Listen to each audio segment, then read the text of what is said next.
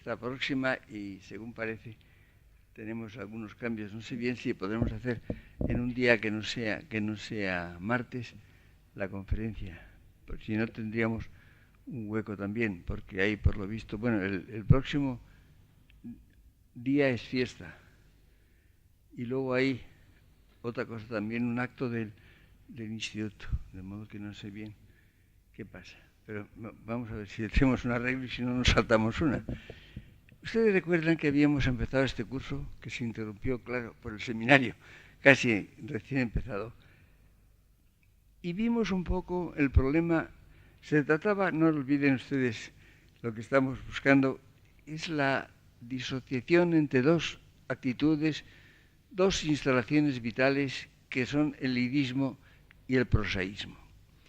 ¿Recuerdan ustedes cómo yo puse en relación en la primera de estas lecciones dos conceptos que me parecen sumamente semejantes y que tienen un parentesco profundo?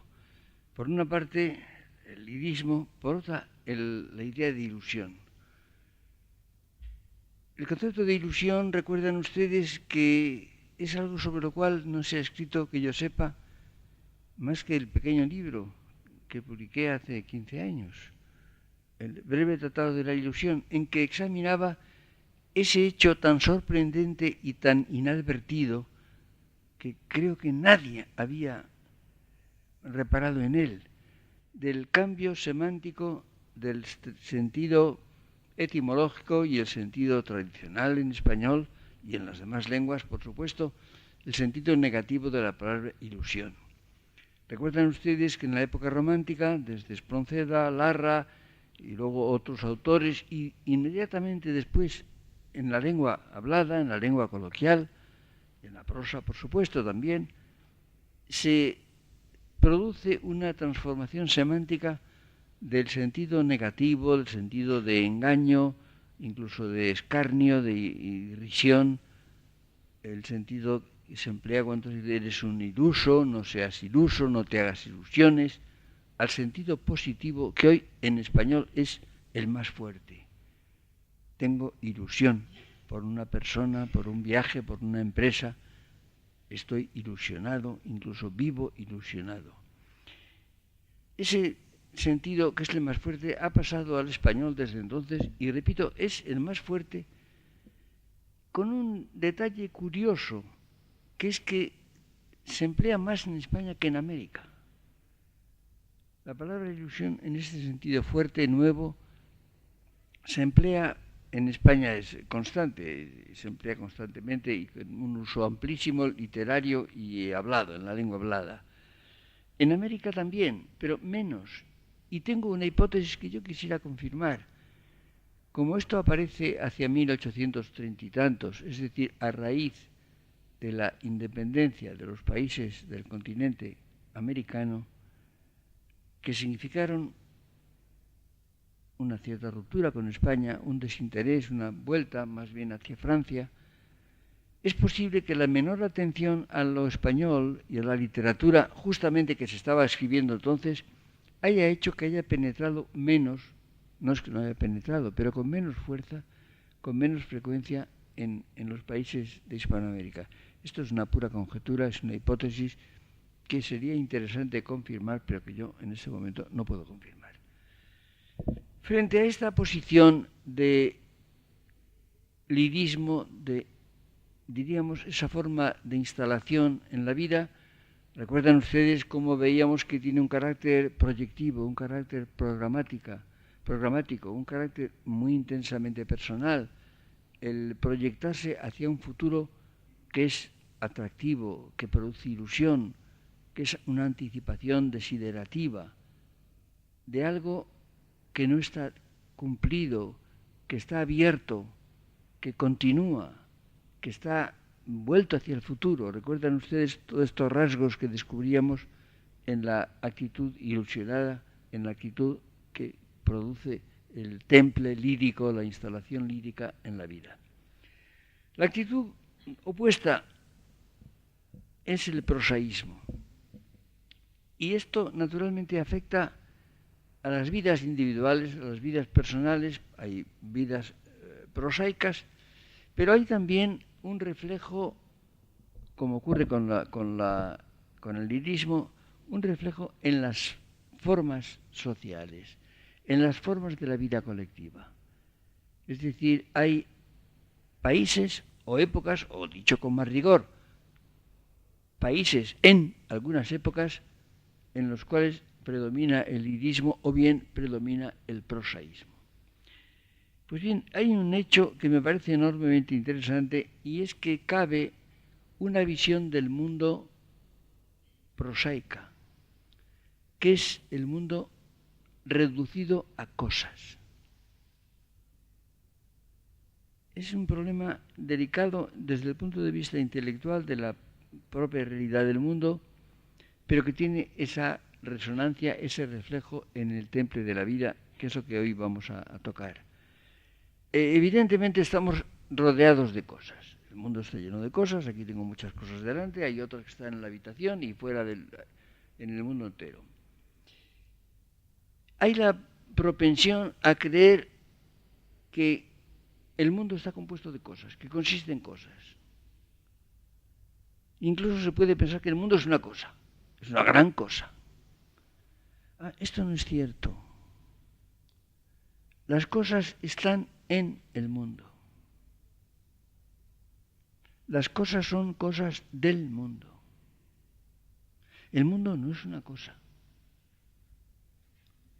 Entre otras razones, y es la capital, porque mundo no es ni siquiera el conjunto de las cosas, sino que es siempre mundo de alguien. El concepto de mundo, para tener plenitud de sentido, es mi mundo. Es, por tanto, el mundo que me pertenece, el mundo en el cual vivo, el escenario de mi vida. Y ese mundo, evidentemente, está lleno de cosas. Pero no es una cosa, ni se reduce a su mero conjunto. Porque precisamente yo pertenezco a ese mundo, es mi mundo. No hay mundo, sin más, mundo de nadie, eso no existe, no tiene sentido. Mundo es, por tanto, un concepto relativo a mí. Y por consiguiente, evidentemente tiene relación con esa vida que se realiza en el mundo, esa vida que consiste precisamente y primariamente en proyectos. Pero claro está, el hombre tiene una idea a veces del mundo como simplemente un conjunto de cosas. Un mundo de cosas. Y entonces, estas cosas están ahí, las cosas están ahí, las cosas son lo que son, las cosas son reales.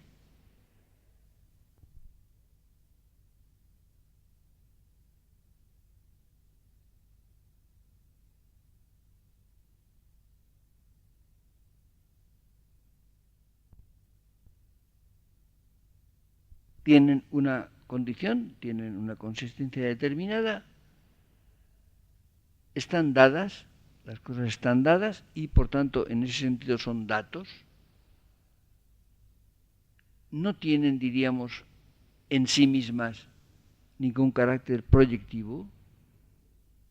Soy yo quien tiene proyecto, soy yo quien me proyecto con las cosas, entre las cosas, para ellas, por ellas, las uso, son recursos para mis proyectos, pero las cosas, ellas no tienen proyectos, las cosas no son ellas mismas proyectivas, sino objeto de mis proyectos. Ahora bien, si se tiene la idea de que el mundo se reduce a cosas, si el mundo es simplemente cosas, entonces se produce una visión prosaica del mundo, justamente. Esto es interesante, porque entonces, lejos de tener un carácter proyectivo, un carácter, digamos, argumental, dramático, de realidades que son incompletas, imperfectas en el sentido etimológico de la palabra, inseguras, que no terminan, que tienen una proyección al futuro, que son, diríamos, como es mi vida futuriza.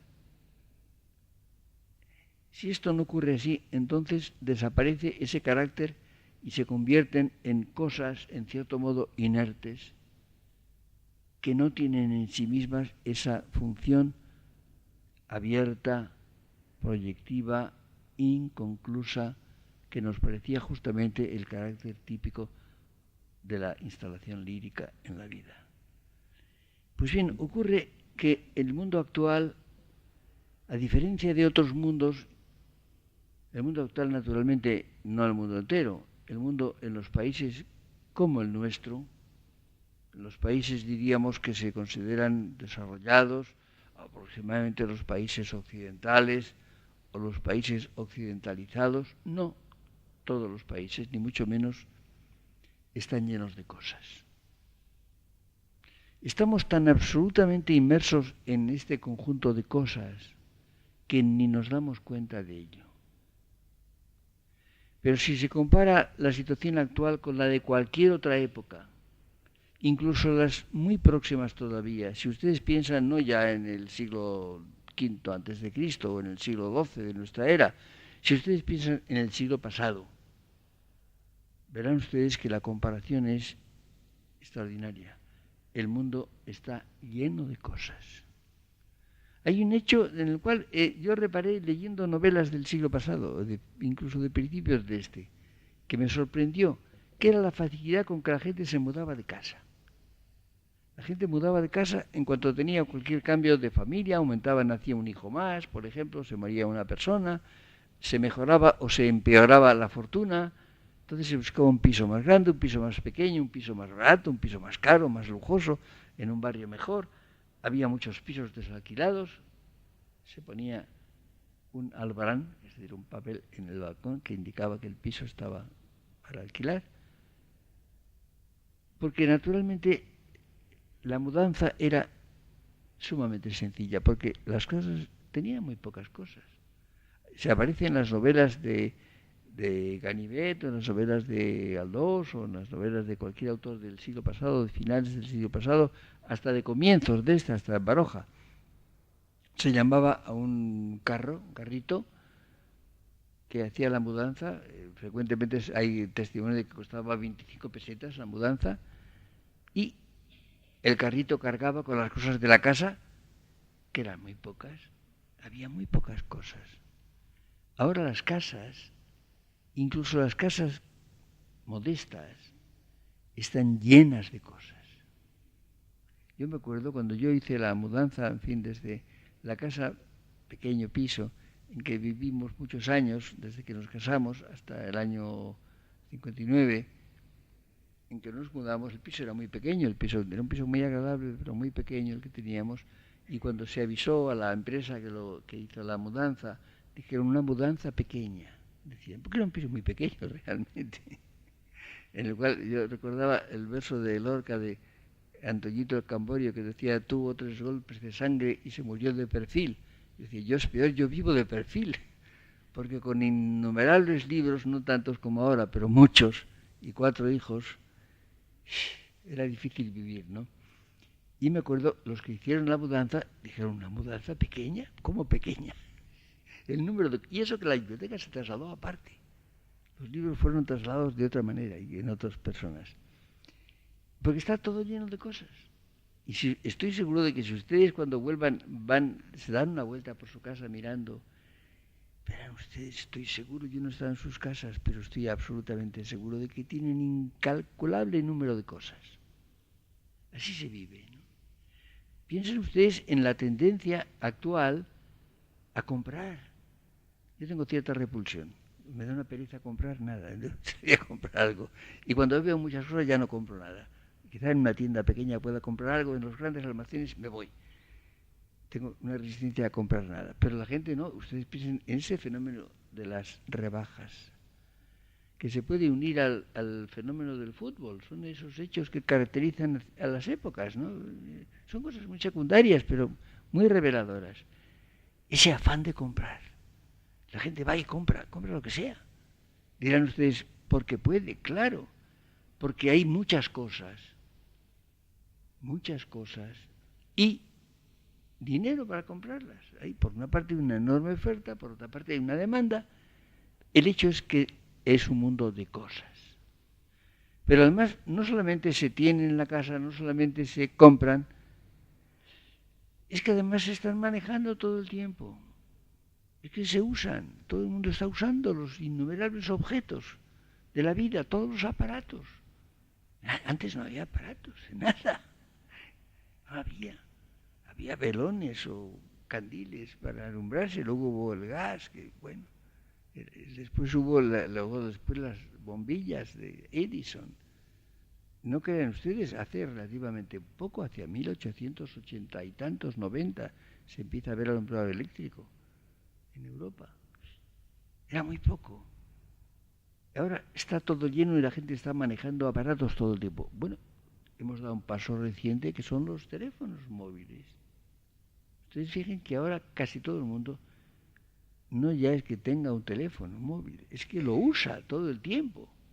Y está casi todo el mundo con el aparatito puesto en el oído, hablando con quien sea y diciendo probablemente cosas triviales y sin interés ninguno. Lo cual quiere decir que las cosas invaden la vida, porque están ahí, porque se adquieren, porque se tienen, porque se almacenan, porque no hay donde ponerlas, porque se usan todo el día. Y entonces la última consecuencia, y la más grave, es que casi no se piensa más que en cosas. Yo recuerdo que Ortega, hablando de una familia con la cual estaba ligado por un cierto parentesco, me decía un día, es que con ellos no se puede hablar más que de objetos. Esto le parecía terrible. No se puede hablar más que de objetos. Pues bien, hay mucha gente que no sabe hablar más que de objetos y que no piensa más que en objetos, en cosas. Yo creo que les he dicho alguna vez, me parece, y si lo he dicho ya me lo perdonan, que en una enciclopedia importante y excelente, en la cual colaboré con otras muchas personas, algunas muy importantes, encontré con sorpresa que no existía el artículo amor. Y me acuerdo que le dije al director que era un señor mayor, científico y muy buena persona, le dije, pero ¿cómo no hay un artículo amor en la enciclopedia? Una enciclopedia de 20 tomos o 25. Y me dijo, pues no sé, pero hágalo usted para el suplemento. Me tomó por la palabra y lo hice. Y ahora he recibido hace poco una nueva edición más grande todavía. Y lo han pasado al cuerpo de está mi artículo amor. Está en la enciclopedia, en la A, está en el tomo primero. Pero entonces caí en la cuenta, esto me puso sobre aviso, y entonces me encontré con que en ninguna enciclopedia reciente hay artículo amor. Dije, pero ¿cómo es esto? Porque en todas las enciclopedias antiguas había un artículo amor, mejor o peor, hecho desde las ideas dominantes en la época. Recuerdo, por ejemplo, en el maravilloso diccionario enciclopédico hispanoamericano hay un larguísimo artículo, muy bueno, muy interesante, de fines del siglo XIX, pero en la enciclopedia británica, en las ediciones recientes, no hay artículo amor, ni hay un artículo felicidad, ni hay un artículo vida, más que la vida biológica. ¿Por qué? Porque las enciclopedias actuales no hablan más que de cosas. Y el amor no es una cosa. Y la felicidad no es una cosa. Y la vida humana no es una cosa. Y no aparecen. Esto, que en general yo lo descubrí casi por casualidad, me parece simplemente aterrador. Y este es un hecho. Y entonces resulta que si se ve un mundo de cosas, un mundo reducido a cosas, no sé, desaparece ese carácter dramático, argumental, proyectivo, que es el temple en que es posible el lirismo.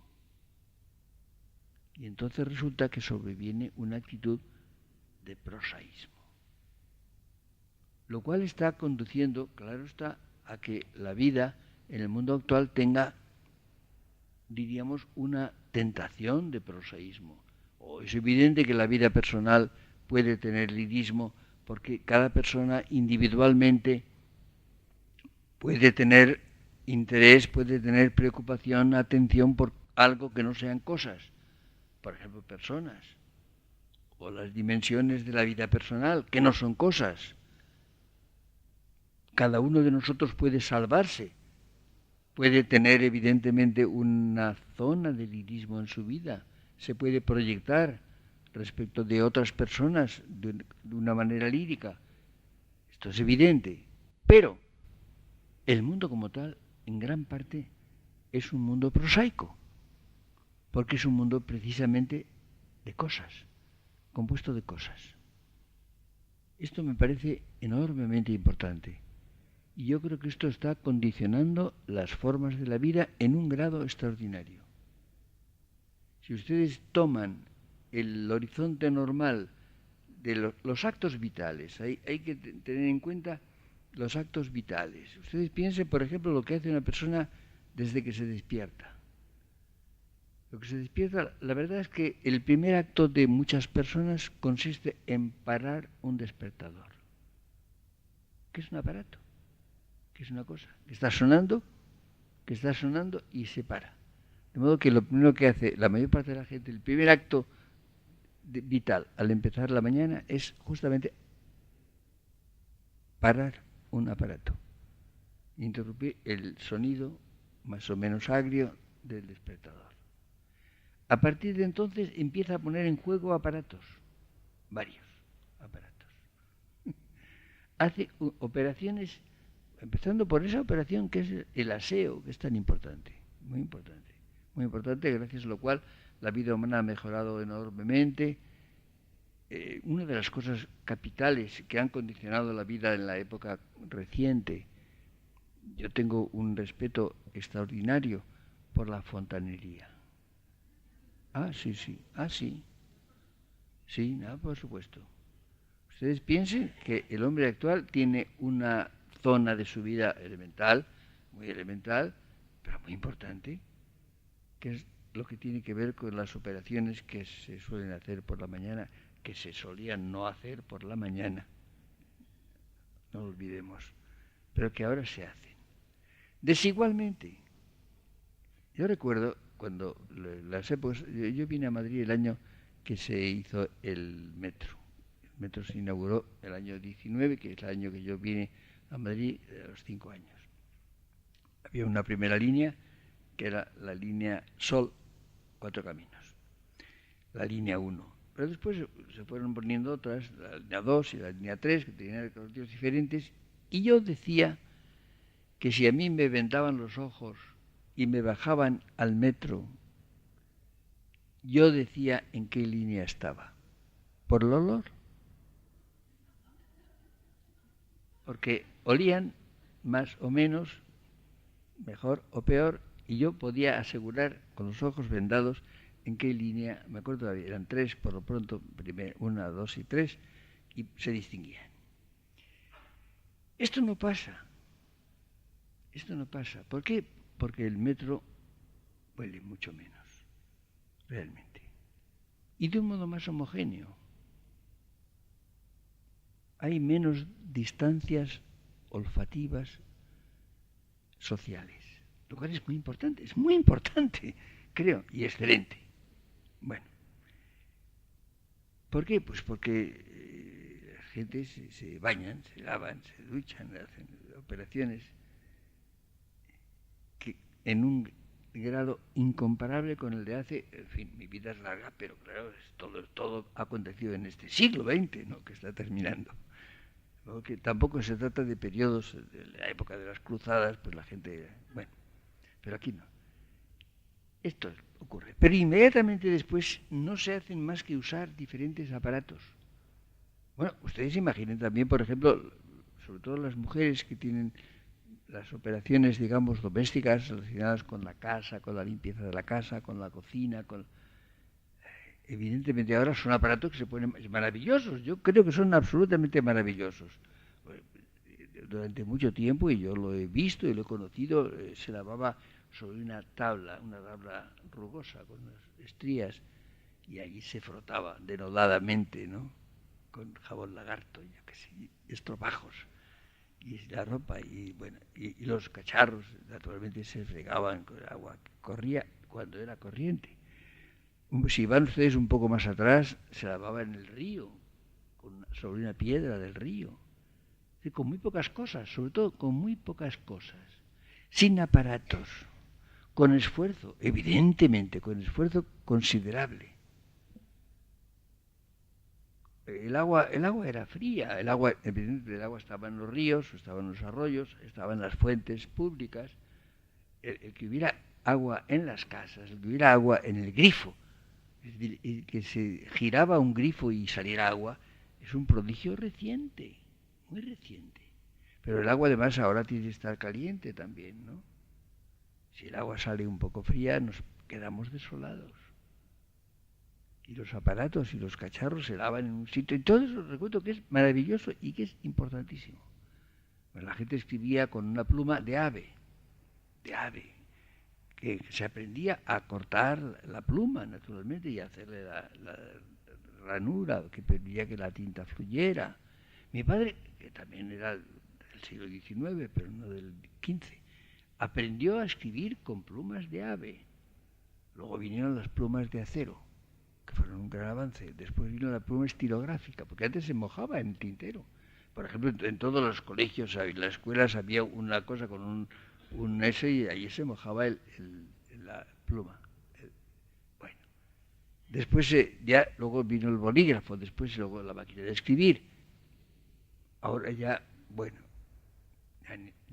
yo parezco de la edad de piedra porque escribo con una máquina eléctrica de piedra y ya me execra mucha gente porque yo no tengo ordenador ni nada parecido, ni internet, ni ustedes imaginen todo lo que está pasando.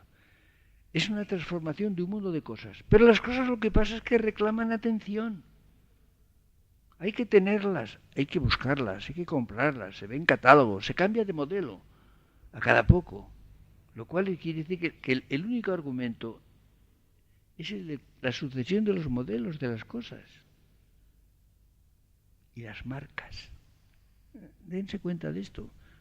Me dicen, yo no tengo experiencia directa porque no tengo esa relación directa con mis niños o mis nietos, que por los niños se exigen ciertas marcas determinadas que están naturalmente asociadas a la televisión. A la televisión, que es otra cosa, es otro aparato que naturalmente condensa la vida de la gente y que es un objeto más también, una cosa más, un objeto más lleno de, además de adminículos, de vídeos y de yo qué sé, ¿no? Dense ustedes cuenta de que se ha producido en poco tiempo, en unos decenios, el cambio de un mundo casi vacío, un mundo con muy pocas cosas, y por supuesto con una riqueza muy limitada, porque el mundo era pobre hasta hace muy poco tiempo. El mundo era pobre, había ricos, pero el mundo era pobre, había muy poca riqueza, y por tanto no se podía ni soñar en comprar aquellas cosas. Lo cual quiere decir que las cosas tenían un puesto moderado en la vida, que había otras cosas, que las relaciones no eran ni en cosas, ni a través de cosas, sino que eran relaciones personales. Ustedes saben, por ejemplo, que actualmente no, quiero decir, hasta hace poco tiempo, la gente hablaba principalmente por teléfono. Mis hijos y mis nietos venían a almorzar a mi casa los domingos. Tengo una nieta encantadora, preciosa, pero su vida es tener un teléfono aplicado al oído y aplicado a la boca. Un día llegó a casa y estuvo 3 horas sin interrupción con el teléfono. Esto no es nada extraño, es bastante frecuente. Todos los amigos que tienen hijos o hijas, todavía más hijas quizá, muy jóvenes, tienen una experiencia parecida. Antes, para ver a una persona, decían, nos vemos, vamos a vernos, y se veían en algún momento y hablaban. Ahora es por teléfono.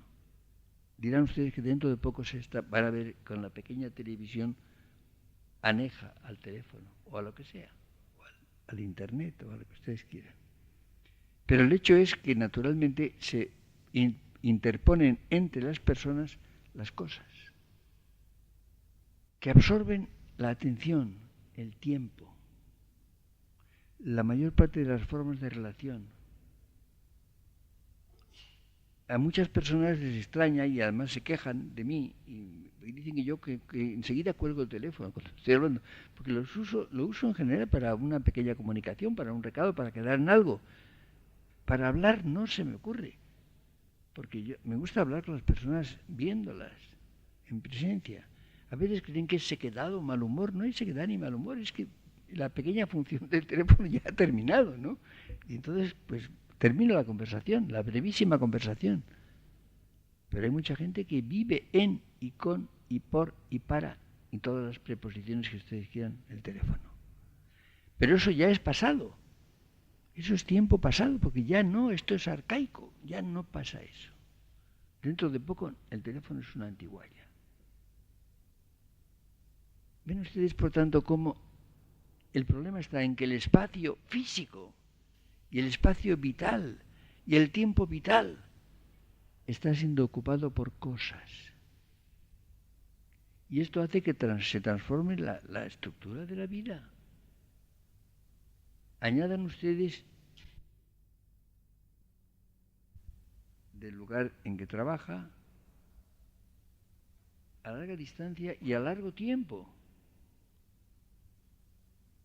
Es decir, que el tiempo que se invierte en el desplazamiento, yo comenté hace ya muchos años, pues me parece que hace el año 50, el que la jornada de trabajo ha disminuido mucho. Yo recuerdo cuando yo era niño, se discutía y se luchaba por la jornada de 8 horas. 8 horas se entiende 6 días, o sea, 48 horas por semana. Esta era la gran reivindicación. Y había tumultos, había luchas, había huelgas, había cargas de la policía o de la Guardia Civil ante huelgas. Ahora se habla ya de 35 horas, ahora se pide 35 horas semanales en vez de 48. Uno piensa, pues qué bien, porque la gente tiene la jornada más corta y por tanto tiene más tiempo. Más tiempo para sí mismo, más tiempo libre, más tiempo para lo que uno quiere hacer, para lo que uno desea. No, porque hay el tiempo de nadie, el no man's time, que es el tiempo que se invierte ¿en qué? En esperar el teléfono, en esperar a ver si la llamada se contesta, en llenar papeles y documentos impresos de todo tipo, en trasladarse de un sitio a otro, no en ir a un sitio que a uno le guste o que le interese, no en viajar, sino en ir de un lugar a otro, en esperar el disco verde, verde que te quiero verde, lo hice por igual el peatón y el automovilista. Con lo cual, evidentemente, la jornada real, el tiempo propio, el tiempo libre, probablemente es menor que antes, menor que cuando había una jornada mucho más larga. ¿Por qué? Porque se invierte en cosas, se pasa dentro del coche, luchando con el coche, luchando con un aparato y con todos los aparatos además que hay que tener en cuenta para poder circular en automóvil. Como ven ustedes, ha cambiado profundamente la forma de la vida. Dirán ustedes, ¿y esto tiene que ver con el lirismo y el prosaísmo? Sí, tiene que ver. Tiene que ver porque lo hace menos probable. Porque el mundo se convierte en un ámbito prosaico. Y entonces, evidentemente, desaparece ese trato con la realidad hecho fundamentalmente de escasez de todo, y de proyectos, y de deseos. Ustedes piensen que en definitiva la función de desear está muy atrofiada. Es curioso, está atrofiada porque se tienen tantas cosas, son tan fáciles de conseguir, ocupan tanto, reclaman tanta atención, que literalmente el hombre no da abasto. El deseo precisamente tiene el fundamento de un cierto descontento, un cierto anhelo, una aspiración.